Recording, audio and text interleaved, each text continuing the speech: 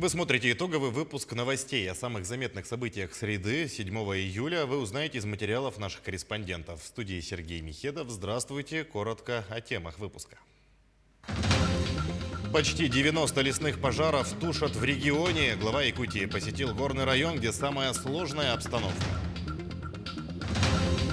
Все больные, поступающие в республиканскую больницу номер 2, проходят обследование на компьютерном томографе. Расскажем, как работает новый аппарат КТ. Сквер возле второй школы города Нерюнгри появился после голосования, однако полностью его не достроили. Какие решения приняты и как сегодня выглядит сквер?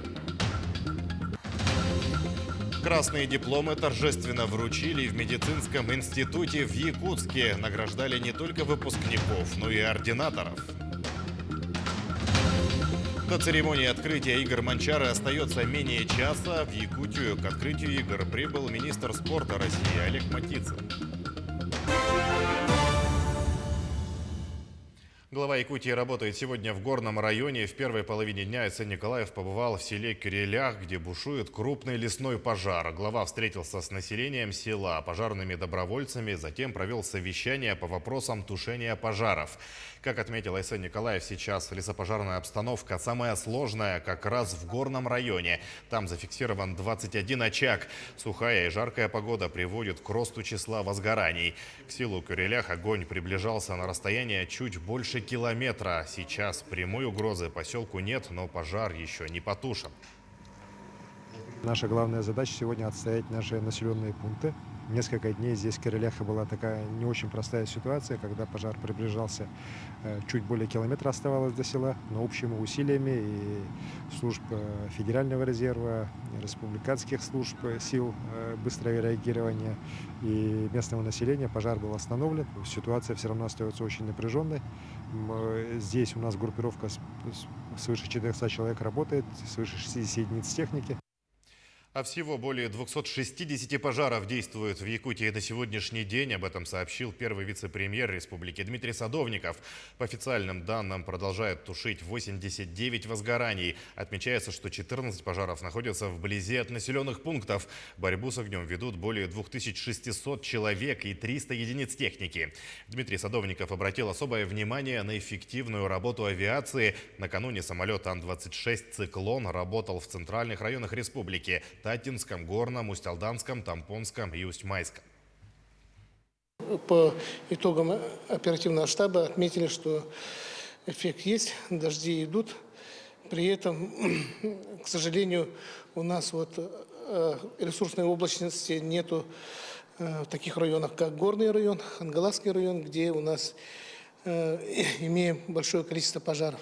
При этом прогноз погоды гидрометслужба отмечает, что числа 9 у нас будут достаточно облаков в этих районах, и мы планируем работу данного самолета в тех районах, и мы надеемся, что работа также будет пройдена эффективно, и львиную долю пожаров мы в свете этой работы потушим.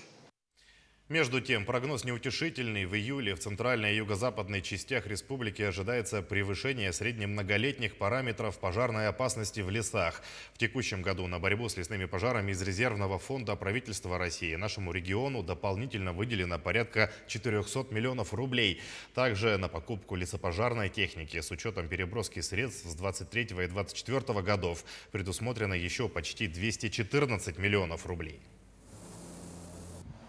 Федеральное агентство лесного хозяйства, Минприроды регулярно выделяет финансирование дополнительное на тушение лесных пожаров из резервного фонда, и из нераспределенного фонда Рослесхоза. Этот год не является исключением. Большие суммы были выделены, и если ситуация будет развиваться негативно, готовы смотреть по дальнейшему наращиванию. Кроме того, в этом году было проведено 79 единиц техники лесопожарной, которая тоже, безусловно, усиливает противопожарную группировку в Республике Саха-Якутия. Уже в Якутии работают 724 специалиста федеральных, причем они работают со всей территории России, это Приморье, Хабаровск, Алтай, Новосибирск, Тюмень, Томск, многие другие регионы, не буду всех называть. Группировка у нас, в принципе, еще есть, но, еще раз повторюсь, сейчас ключевая задача максимально не пускать новых возгораний и максимально честно и открыто отрабатывать имеющиеся. Сейчас к эпидобстановке еще 92 человека заразились коронавирусом в республике. За минувшие сутки, сообщает Оперштаб, из них в Якутске 49. 7 заболевших в Нерюнгринском районе, 6 в Мирнинском, по 4 случая в Жиганском и Хангаласском, по 3 в Верхневилюйском, Мегино-Кангаласском и Миконском. Еще в 8 районах 1-2 заражений. Подчеркивается, что новые случаи связаны с возвращением якутян из отпусков. Те лица, которые приезжают из других субъектов и имеют признаки ОРВИ, должны сообщить об этом в медучреждение и уйти на самоизоляцию. А уже для перенесших ковид началась углубленная диспансеризация. На бесплатное обследование приглашают граждан через 2 месяца после выздоровления. В первую очередь обследуют перенесших коронавирус в средней и тяжелой форме. В медцентре Якутска углубленное обследование должны пройти 8,5 тысяч пациентов. Диспансеризация состоит из 2 этапов. Сначала для выявления патологии органов дыхания предлагается тест с 6-минутной ходьбой. Потом сдается биохимический анализ крови и делается рентген легких. Второй этап диспансеризации включает тщательное обследование сердца, сосудов и органов дыхания. Мероприятия первого этапа, такие как измерение сатурации, измерение давления, забор анализов, в том числе общий анализ, биохимия, выдаем талоны на спирометрию и проводим тест 6-минутной ходьбы. После всего этого оформляем документацию, меддокументацию, и человек уже, пациент, идет к терапевту. И терапевт уже, посмотрев все его результаты, резюмирует и дальше направляет его на второй этап, если есть показания. Ковидная инфекция, она протекает с пневмониями. У большинства пациентов результаты КТ, рентген-обследования, какие-то анализы уже могут быть с собой. Мы их прилаживаем, смотря по срокам, прилаживаем к карте, к медицинской документации. Все больные, поступающие в республиканскую больницу номер 2, проходят обследование на компьютерном томографе. Это позволяет минимизировать риски заноса коронавируса в медучреждение. Весной этого года в приемном отделении установили новый современный аппарат КТ. Подробнее в материале Юрия Осипова. Мы все знаем то, что сейчас очень много процентов людей, которые с бессимптомными проявлениями COVID-19 идут. И в таких целях при каждом поступлении пациента в больницу мы всем проводим КТ-исследование грудной клетки на предмет выявления пневмонии вирусной. В республиканской больнице номер 2 использовались 2 компьютерных томографа, но им уже более 10 лет. На сегодняшний день оборудование физически и программно устарело. При больших нагрузках техника стала выходить из строя. В конце прошлого года был приобретен новый современный аппарат компьютерной томографии, который по своему качеству не имеет аналогов в республике. Установили его в приемном покое в первую очередь для оказания медицинской помощи. Мы получается, впервые начали использовать МРТ, исследование органов грудной клетки в этом году с целью снижения лучевой нагрузки для пациентов, переболевших или болеющих коронавирусной инфекцией. Как оказалось, чувствительность его более 90%. И если ретроспективно брать результаты КТ и сравнить результаты МРТ, в принципе, они могут быть взаимозаменяемыми, как взаимозаменяемые исследования. Высокотехнологичное оборудование стало хорошим подспорьем для работы медиков. Болезнь можно выявить у человека еще до госпитализации. Тем самым не допустить распространения вирусной инфекции и закрытия медицинского учреждения на карантин. Помимо этого, чтобы снизить нагрузку на оборудование, медики начали выявлять пораженность легких на МРТ. Нагрузка с новой коронавирусной инфекцией, она сильно возросла в наше учреждение. И вдвойне сложнее нести эту нагрузку, осознавая тот факт, что закрыться по каким-то видам показаний мы не можем. Это то, что нам приходится нести, это такая постоянная оперативная работа, которая происходит в нашем учреждении. Это труд наших врачей, труд наших медсестер, это их терпение, что даже несмотря на все эти сложности, трудности, они продолжают оказывать медицинскую помощь, качественную медицинскую помощь нашим пациентам. Юрий Осипов, Виктор Рукавишников, Якутск. Новая стройка развернулась в Ленске. 2 многоэтажных жилых дома появятся в центре города, в квартале Рабочий, по нацпроекту «Жилье и комфортная городская среда». Как в целом реализуются федеральные проекты и какой адрес будет у будущих домов, узнавала Анна Кожевникова.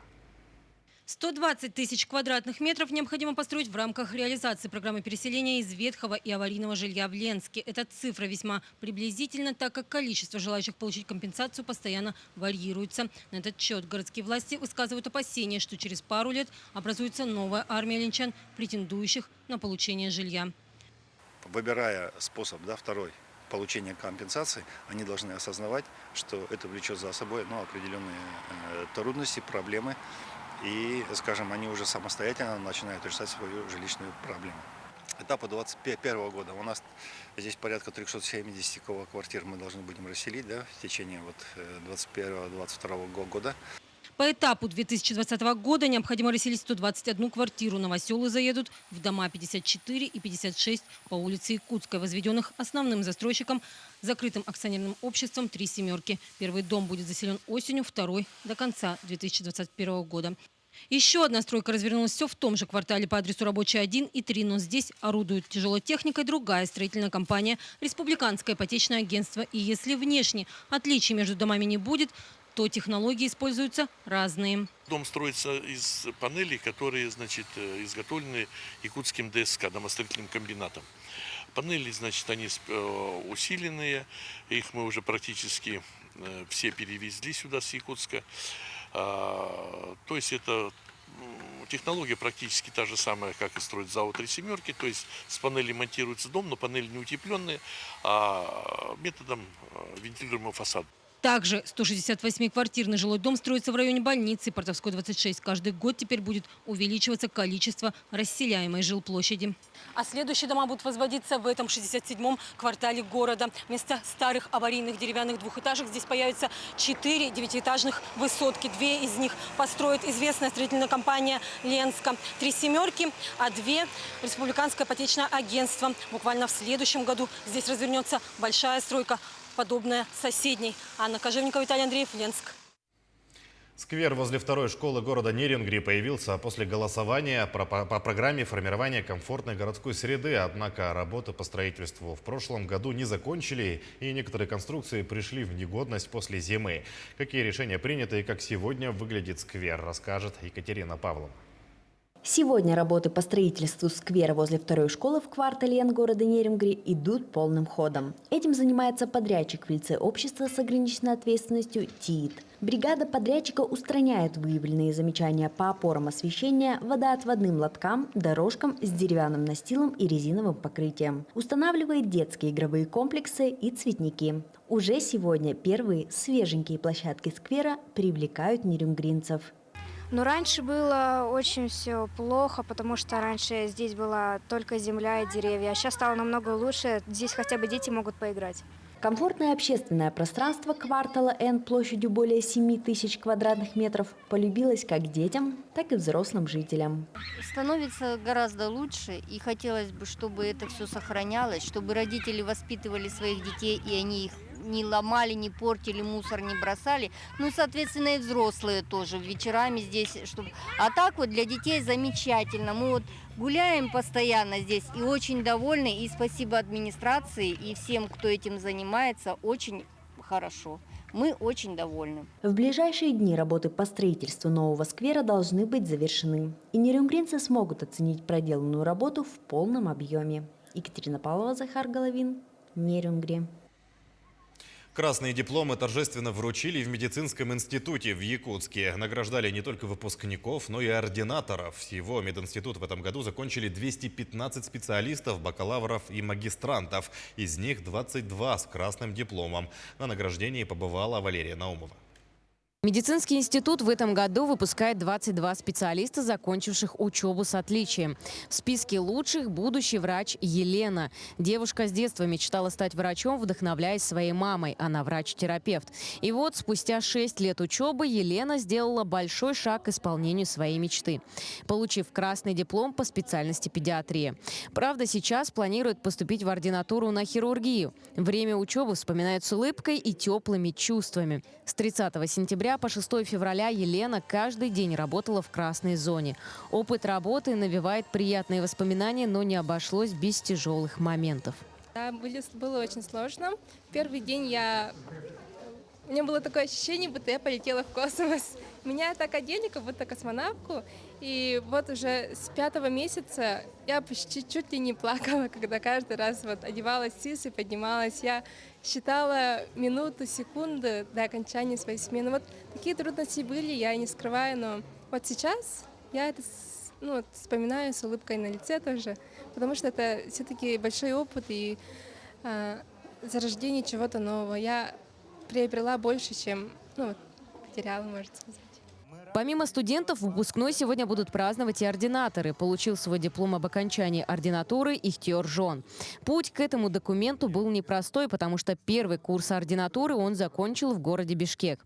Дальше по семейным обстоятельствам был вынужден переехать в Якутск и продолжить учебу в мединституте СВФУ. У Ихтиёр Жона большие планы на свою специальность. Хочет стать хирургом и уже готов работать в больнице. Интересно, что он в полной мере смог сравнить школы преподавания, в которых есть свои нюансы.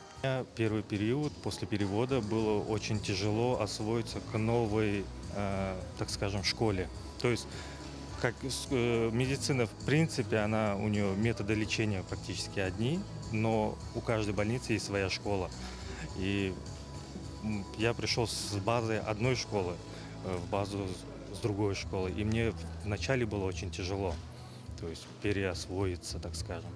Но спасибо здесь моим учителям, преподавателям, они к этому отнеслись с пониманием. С марта 2020 года 1228 студентов и ординаторов участвовали в борьбе против коронавирусной инфекции.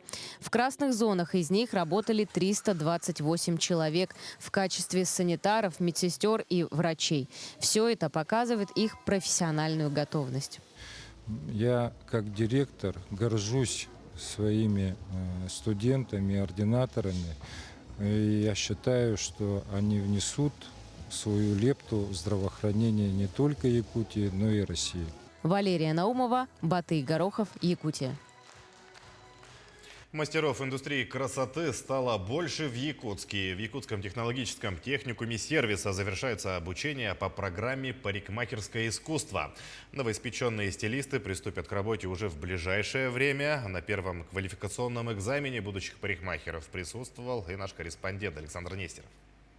Аккуратность, чувство стиля, коммуникабельность и умение слушать клиента. Именно эти качества описывают отличного парикмахера. И для того, чтобы узнать, где и как получить такие навыки, мы отправляемся в техникум сервиса, где сегодня пройдет выпускной экзамен у будущих парикмахеров. Якутский технологический техникум сервиса одним из первых подключился к большому федеральному проекту «Демография содействия занятости». В рамках этого проекта мы бесплатно обучаем отдельные категории граждан, такие как безработные, это граждане, которые обратились в службу занятости как ищущие работу, это предпенсионеры, это граждане, которым больше 50 лет, женщины, находящиеся в отпуске за ребенком, и женщины, которые не состоят в трудовых отношениях, но имеют детей дошкольного возраста. Светлана Сяткина на протяжении целого месяца усердно училась и нарабатывала свои профессиональные качества для того, чтобы реализовать свою мечту и приступить к самой главной миссии любого парикмахера – сделать мир красивее и ярче. Я раньше работала в Ричпорту, потом я работала в драгоценностях Якутии, потом я работала в кооперативе юристом. Потом вот я решила уволиться и пойти заняться делом, которое я всю жизнь мечтала. Сделала заявку на работу в России, демография 50+, так как я пенсионерка. И в течение 1,5 недели мне дали ответ, что, пожалуйста, можете приезжать в город Якутск на обучение. Я сама с Тамбонского района, с Хандыги, поэтому неожиданно все так было, быстро и хорошо. И вот настал тот самый долгожданный момент. Светлане осталось сделать последний шаг для достижения своей цели. В конце учебы каждый выпускник сдает квалификационные экзамены, которые закрепляют все знания, полученные во время учебы. Требования к выпускникам очень строгие.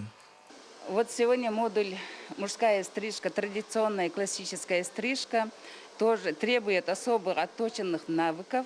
Работа делается в основном стрижка на пальцах, поэтому первые навыки стрижки мы, конечно, задали с первого начала учебы.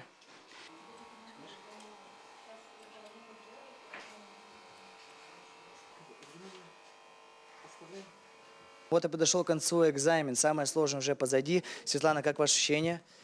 Волнуетесь? Уже нет. Отлично. Сейчас мы узнаем ваши результаты. Светлана Николаевна, скажите, пожалуйста, как Светлана завершила свое обучение? Светлана закончила отлично. И вот поздравляю, вот ваши результаты. Спасибо большое. Спасибо. 144 часа обучения и экзамены подошли к концу. 10 парикмахеров закончили учебу и получают свидетельство World Skills по международным стандартам. Также в целях содействия занятости выпускники получают помощь в трудоустройстве к партнерам-работодателям. Следующий набор по компетенции парикмахерское искусство стартует уже 15 июля. Александр Нестеров, Виктор Рукавишников, Якутск.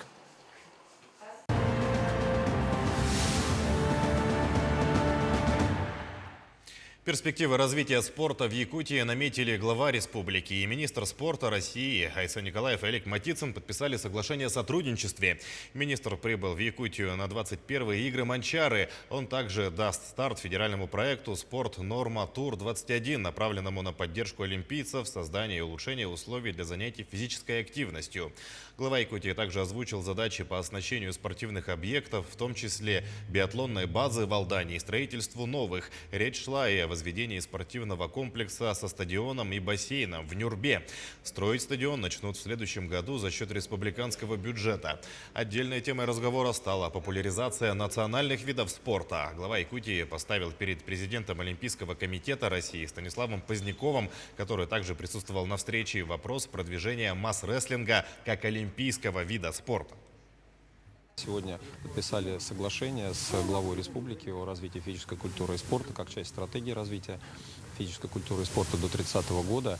И там обозначено несколько направлений. Первое – это, конечно, совершенно спортивные структуры, подготовки кадров, проведение массовых соревнований. Знаем, что есть желание проведения Детей Азии в 2024 году. Министерство спорта и Олимпийский комитет, я уверен, мы будем поддерживать эти инициативы.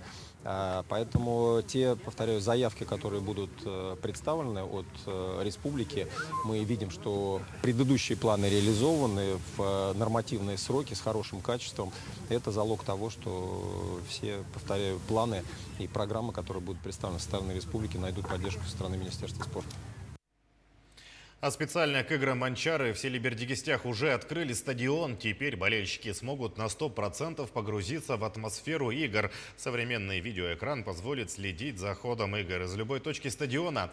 Созданная инфраструктура полностью соответствует всем требованиям. Кроме стационарных 1000 мест, предусмотрено еще 3000 дополнительных мобильных мест, говорится в сообщении. Также внедрены телекоммуникации и телетрансляция, а для маломобильных групп населения обеспечен безбарьерный доступ. Чемпион Игорь Дегена стартовал с победы в Усть-Тюгюл-Уз в соревнованиях по национальному многоборью на играх Манчары. Капитан сборной Хангаласского улуса ожидаемо выиграл первый день состязаний. В единственной попытке Егор Филиппов показал лучший результат – 33 метра 72 сантиметра. Второй лучший результат у серебряного призера Игоря Дегена Николая Матананова из Таты – 33 метра и 2 сантиметра. Третий результат в прыжках у Алексея Протодьяконова из Тампонского улуса – 32 метра 38 сантиметров. А Саяна Уваровская из Кобяя выиграла первый день соревнований по национальному многоборью Усть-Тюгюл-Уз среди женщин. Результат победительницы – 27 метров 36 сантиметров. Серебряную медаль выиграла Евгения Адамова из Усть-Алданского района. Третий результат показала Аяна Эверстова из СВФУ. Алексей Соколов из Сунтара стал лидером по национальному многоборью среди юношей с результатом 31 метр 73 сантиметра. Всего за медали боролись 23 спортсмена. Второй лучший результат в активе нюрбинца Петра Давыдова. Тройку лидеров замкнул Василий Корнилов из Алекминска. Среди девушек Марьяна Кеметинова из Кобяйского улуса выиграла программу. Результат победительницы – 25 метров 82 сантиметра. В первый соревновательный день сегодня на огневую линию вышли лучники. В стрельбе из традиционного лука выступают 136 спортсменов из 32 команд. В первой половине дня стреляли мужчины с расстояния 40 метров. После обеда женщины с 30 метров. По правилам лучники должны поразить по 2 фигуры. На специальную платформу выставили зайца и утку. При поражении зайца дается 1 очко, утка оценивается в 2 очка. Завтра якутские стрелки будут целиться в самую маленькую мишень – белку, которая дает сразу 3 очка. Очень сильные команды, и, конечно, на все надо надеяться, на себя, на тот опыт, который мы столько лет проработали. где-то Момский район 12 лет стреляем по стрельбе из лука. Всегда призовые места занимали, на тех манчарах чемпионами были. И надеемся, что сейчас среди северных улусов в 4-й группе тоже неплохо должны выступить. Есть предварительные итоги по двум видам. Среди ветеранов лидирует Эльвира Ефимова из Чурапчинского улуса, набрав 27 очков. Среди женщин лидер Дарья Фомина, тоже из Чурапчи. Она набрала 29 баллов. Среди девушек лучшие показатели у Аины Егоровой из Якутска, у нее 20 очков. По результатам мандатной комиссии к соревнованиям допущены всего 1568 спортсменов и 338 делегатов. Соревнования всего прошли по 4 видам спорта. Подробнее расскажет наш корреспондент Анна Васильева. Она на прямой связи с нами из Бредгистяха. Анна, приветствую, передаю тебе слово. Приветствую, Сергей. Вот и завершился первый день соревнований 21-й спартакиады по национальным видам спорта игры манчары. Сегодня помимо соревнований был дан старт федеральному проекту «Спорт Норма Тур». В рамках проекта сегодня гостям провели мастер-классы и рассказали о национальных видах спорта Якутии. Стоит упомянуть, что новые объекты, такие как многофункциональный спортивный комплекс, стадион, ипподром и универсальный стрелковый тир с интернатом на 50 мест, были построены в рамках реализации проекта «Спорт. Норма жизни». А после проведения игр станут важным фактором для развития спорта и здорового образа жизни среди местного населения.